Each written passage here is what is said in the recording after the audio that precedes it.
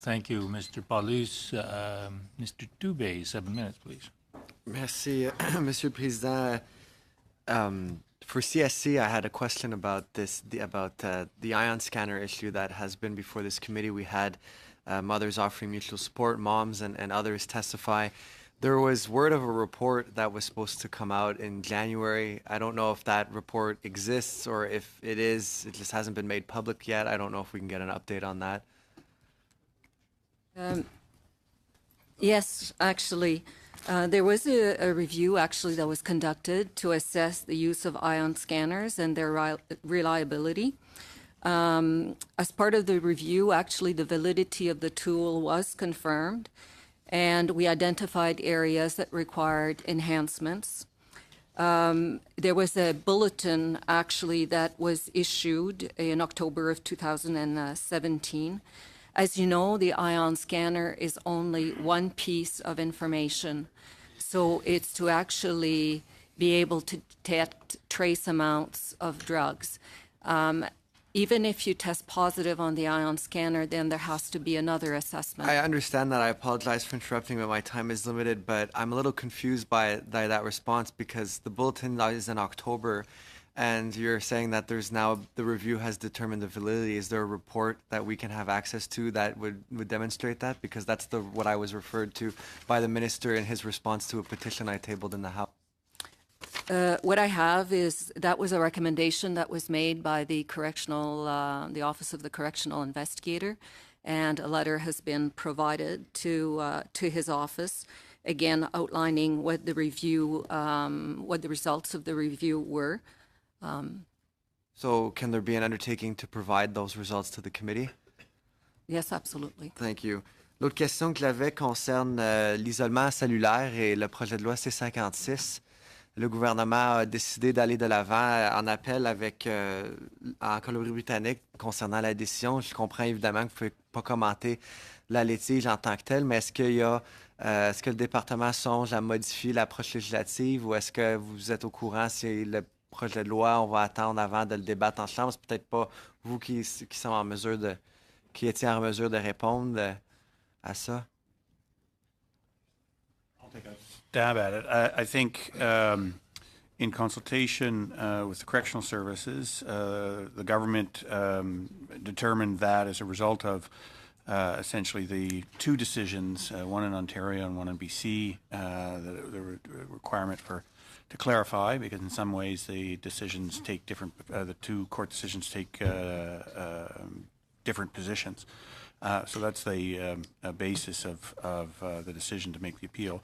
In terms of further legislative change, I would say that the government continues to assess the situation really carefully, and is continually looking at ways to improve the legislative framework around administrative segregation. And let Anne jump in if she wants to add anything. Well, certainly for us at CSC, it's something that we constantly look at. As you know, there's been a number of measures that were put in place. One in particular was, and as the Senior Deputy Commissioner, I chaired the long-term SEG committee, and we reviewed the cases of certain offenders that had spent so many days in SEG, that had cumulative placements in SEG, or a certain number of cumulative days. Certainly, all the regional deputy commissioners are involved, or assistant deputy commissioners, and we have full discussions on each of the cases to see what alternatives exist to alleviate their SEG status. Merci. Dans le budget, il y a des montants qui sont octroyés, notamment à l'aéroport Jean-Lesage, entre autres, pour mettre en place ces installations pour le prix contrôle.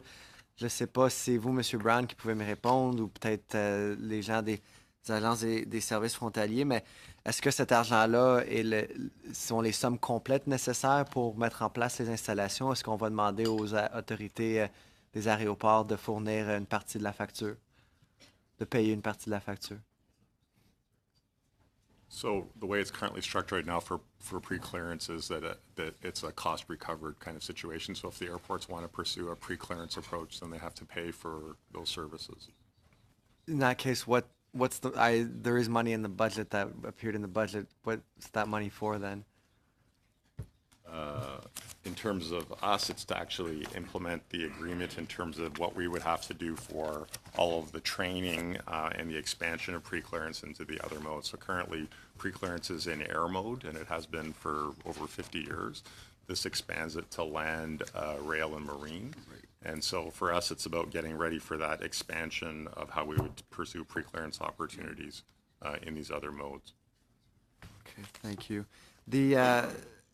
I wanted to go back to the drafting error that the minister referenced. I didn't get a chance to ask him this question, but I'm just wondering if someone is able to explain to me what legally the threshold of likely would entail and how that's defined currently in law. Aaron, do you want to take it? Sure. Yeah, I'll take a try or a stab at it as well. Merci pour la question. Je vais vous répondre en anglais si ça vous dérange pas. So, CSIS needs to be equipped to respond to any urgent threat with all of the tools that we have at our disposal. And ensuring that the proposed data set legislation is responsive to exigent circumstances is paramount. In the draft bill, exigency is clearly defined to include preserving the life or safety of an individual or to acquire perishable intelligence of significant value. On the matter of any possible amendments, I would defer to the minister in this committee. This is appropriately a matter for Parliament to decide. I'm just wondering, so no one can tell me then, because the minister made those comments about the word likely. Let me take a stab at it. It's a little outside the scope of today's conversation, but we'll try and be as constructive and helpful. Is right. The minister They did brought raise- it in. No, and so, I'm fully aware. yeah. There is there are other elements of the Act, of the CSIS Act, and that talk about the likely threshold. In the drafting of the provisions around exigent circumstances, and I think I'm getting this right, the drafting around exigent circumstances, will was used in error, and it's likely is used elsewhere in the CSIS Act.